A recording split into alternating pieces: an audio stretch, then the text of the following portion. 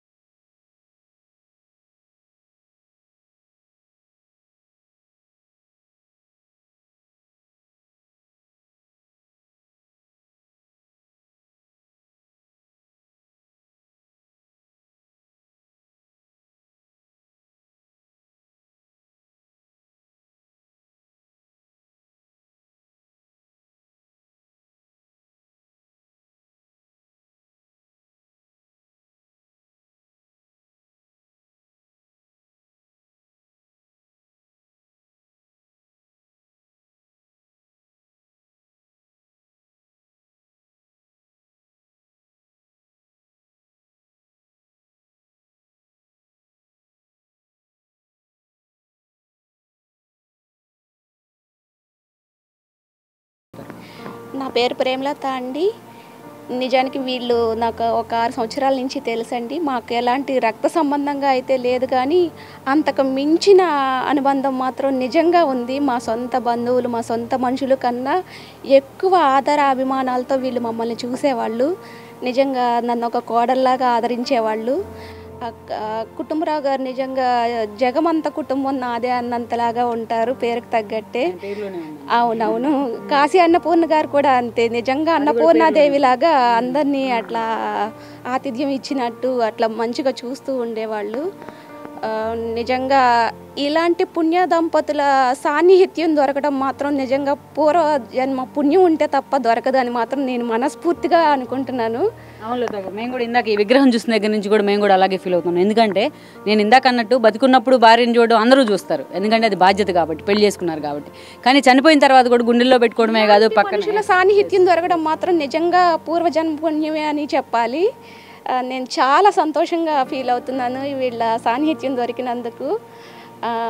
నిజంగా ఆవిడ చనిపోయినప్పుడు కోవిడ్ టైంలో అవటం వల్ల, ఉధృతంగా ఉండటం వల్ల మేము ఆఖరి చూపు కూడా మాకు దక్కలేదు.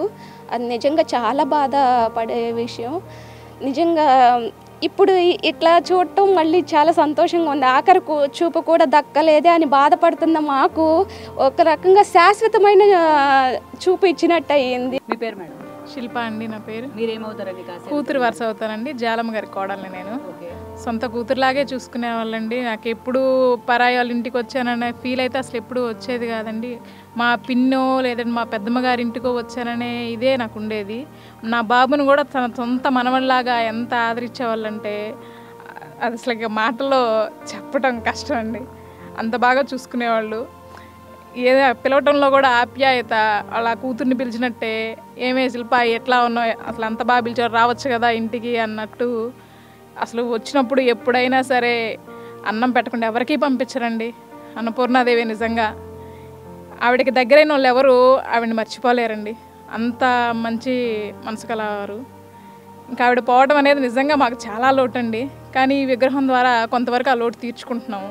బతికున్నప్పుడు భార్యను చూసుకోవడాన్ని ఏ భర్త అయినా బాధ్యతగా భావిస్తాడు. కానీ ఇన్ని రోజులు తన అడుగులో అడుగు వేసి హఠాత్తుగా తనను ఒంటరిని చేసిన భార్యను మరణం తర్వాత కూడా దగ్గరుండి చూసుకునే భర్తలు ఎంతమంది ఉంటారు? అలాంటి అసాధ్యాన్ని కూడా తన భార్య రూపంలో సజీవ శిల్పంగా మలిచిన కుటుంబరావు ఎంతో మందికి ఆదర్శం. ఇలా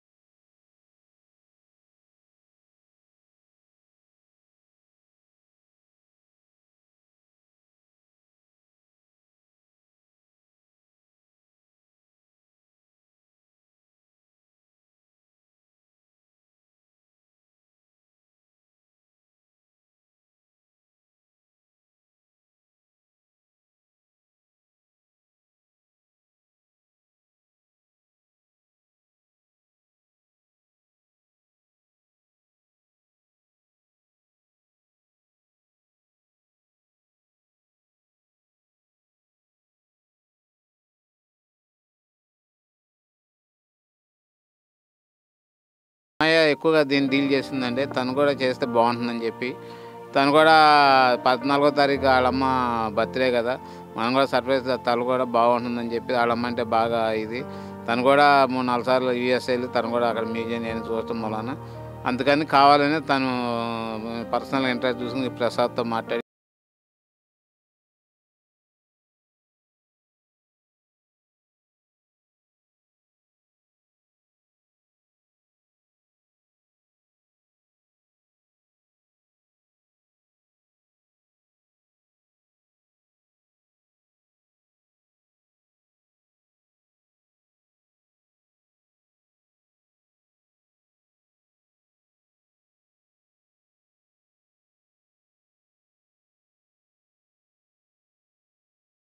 ఈ వీడియో మీకు నచ్చినట్లయితే please share, like and subscribe R24 Telugu.